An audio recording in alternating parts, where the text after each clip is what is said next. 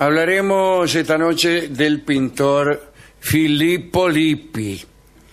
En tiempos del Renacimiento italiano, cada convento, cada monasterio quería participar de ese impulso artístico general y entonces decoraban sus instalaciones. La Anunciación era uno de los momentos más apreciados por los pintores, el momento en que el arcángel Gabriel advertía a María que iba a ser madre. Las autoridades del monasterio Santa Margherita quisieron embellecer su capilla con un cuadro que decorara el altar mayor y que representara precisamente la Anunciación. Entonces la Madre Superiora decidió encargarle el trabajo al pintor Filippo Lippi. Cuando niño, Filippo había sido internado por su madre en el monasterio de Santa María del Carmen, en Florencia, y se hizo monje. Allí recibió su formación como pintor con el maestro Masaccio. Había conseguido imitar a Masaccio de tal modo que muchos decían que el espíritu del maestro había entrado en el cuerpo de Filippo. Y más fervorosamente se creyó eso cuando comenzó a percibirse que Masaccio había dejado de pintar bien. Empezó a hacer macanas. Su saber y su intuición habían sido robadas por Lippi, a quien incluso se le practicó un exorcismo para ver si podían devolverle al maestro el espíritu que, según parecía, el alumno le había afanado. Filippo era protegido de la familia Medici, que eran, como saben ustedes, los que cortaban el bacalao en Florencia.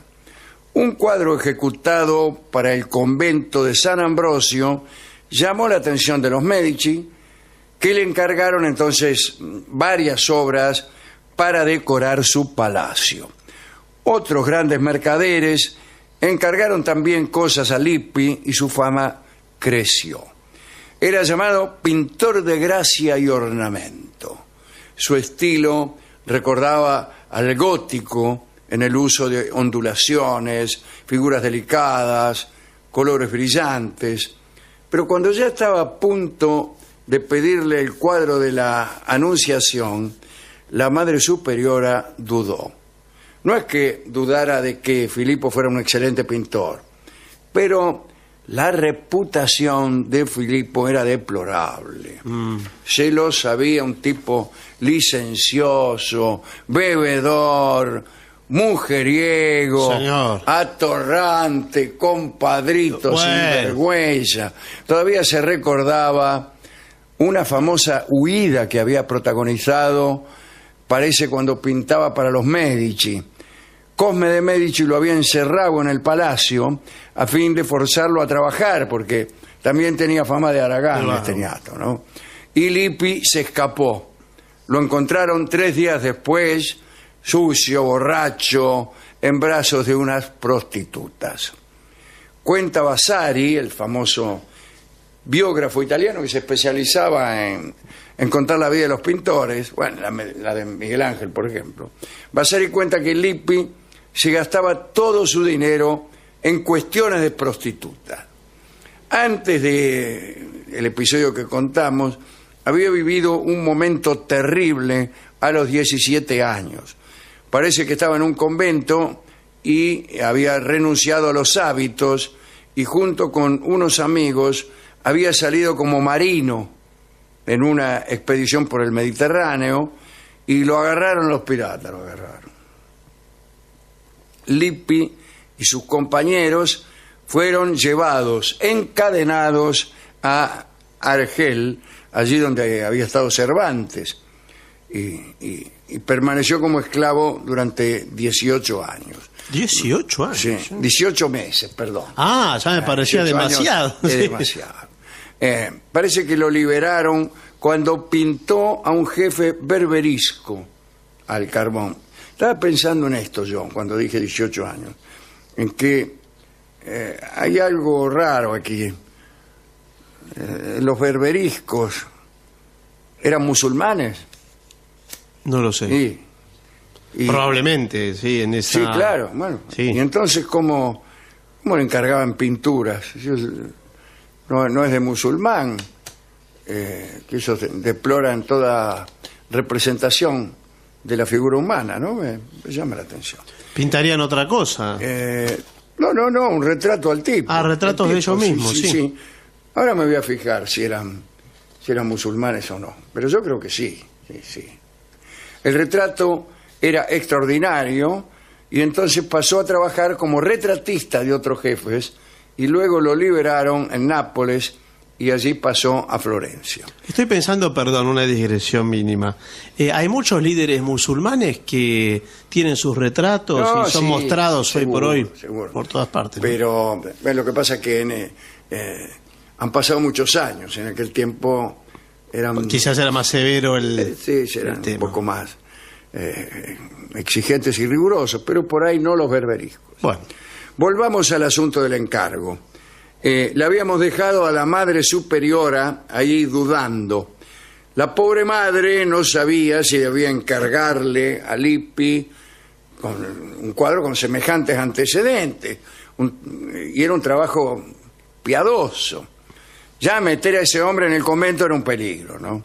Ella había admirado la natividad que había pintado para los Medici y sobre todo las anunciaciones que adornaban la iglesia de San Lorenzo y la de Santa María Primavera. La superiora pensó que para evitar que ese hombre, mancillara o molestara de algún modo a las hermanas de su convento, bastaría con que ellas no hablaran con él. Y se hizo nomás el ofrecimiento.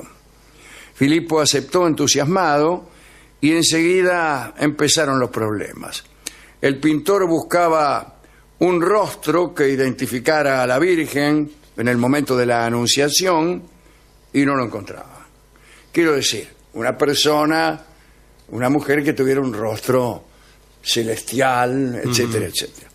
Pasaban las semanas, Filippo se desesperaba, la superiora se inquietaba y una mañana, mientras que justamente en el despacho de la madre superiora Filippo estaba diciendo que no había descubierto todavía su modelo, entró una monjita joven.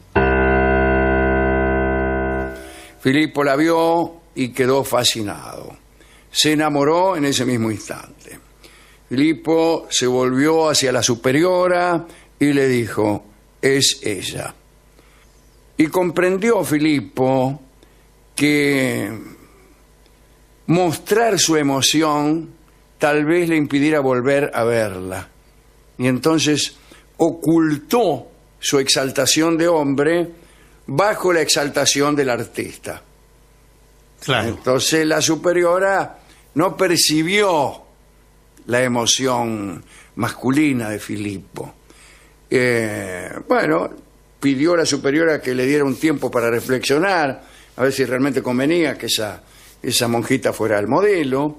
Se armó un debate, ¿no?, en el convento. Por una parte, ver a una de las hermanas encarnar a la Virgen era un honor. Por la otra, era peligroso dejarla en manos de aquel ñato. Sí. Finalmente, alguien dijo que si el cielo había elegido a la monjita, sabría protegerla. Sí, esa es la última explicación para cualquier asunto. Voy a anotar ese argumento. La muchacha se llamaba Lucrecia, era hija de Francesco Buti, un rico mercader. La madre superiora expuso el caso y el tal Francesco Buti agarró viaje porque lo tentó la gloria de ver a su hija en un cuadro. Y así comenzaron las sesiones. Filippo temblaba al tomar los pinceles. Sí. Ella, que ignoraba todo acerca de los hombres, sentía una extraña turbación frente a él.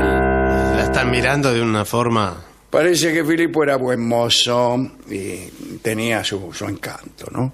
El cuadro era una obra estupenda, fue quedando como una obra estupenda, pero en realidad, una vez que estuvo terminado, no pudieron felicitar al artista y en verdad a la modelo tampoco, porque se habían rajado juntos.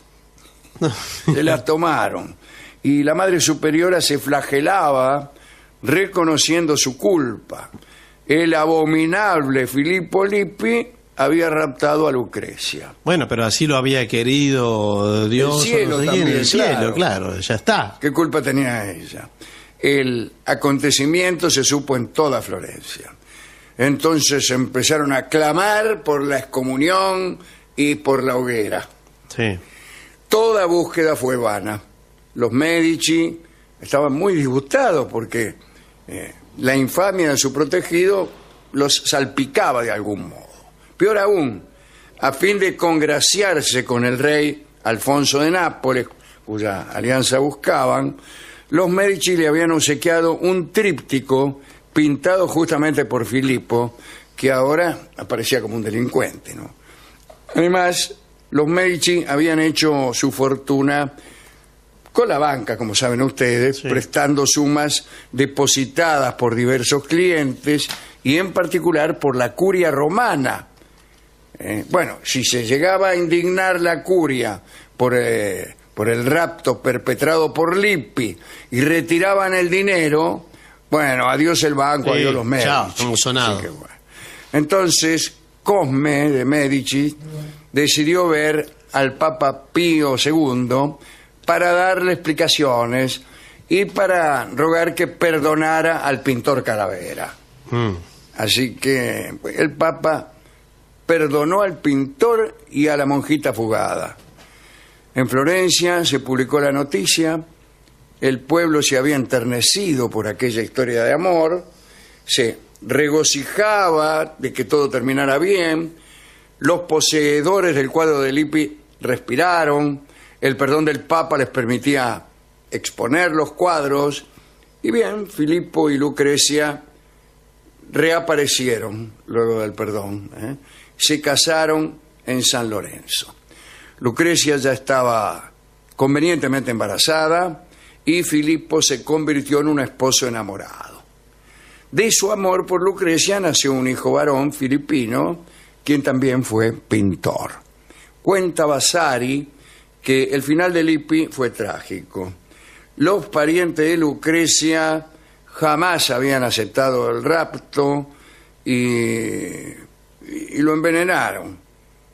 Mucho después, ¿no? Pero Filippo murió a los 57 años, envenenado por los parientes de la mujer. ¿No? Esto fue en 1438. Lo enterraron en Spoleto, en una iglesia que él mismo había decorado. El rostro de Lucrecia es uno de los más célebres y más reproducidos. Es el de la Virgen con el Niño, que figura en todos los cuadros de Filippo Lippi, posteriores a su encuentro. Algunos años más tarde, Lorenzo de Medici fue a Spoleto para pedir a esa ciudad los restos de Lippi y enterrarlo en Florencia. Pero la comuna de Spoleto le dijo que la ciudad estaba muy escasani de hombres excelentes que estuvieran enterrados allí y que en cambio en Florencia había miles. Así que por lo menos le dejaran ese cadáver egregio que tenían. Claro. Y Lorenzo de Medici le dijo, bueno, está bien, sí, total. Tienen razón, total, no, que me importa. Tenemos algo más para el turismo. Así termina esta bella historia del pintor y la modelo. Y vamos a escuchar Si yo nací de tu pincel, el tango que canta Karina Biorlegui con una brevísima colaboración de este que habla y que pertenece a los tangos del Bar del Infierno.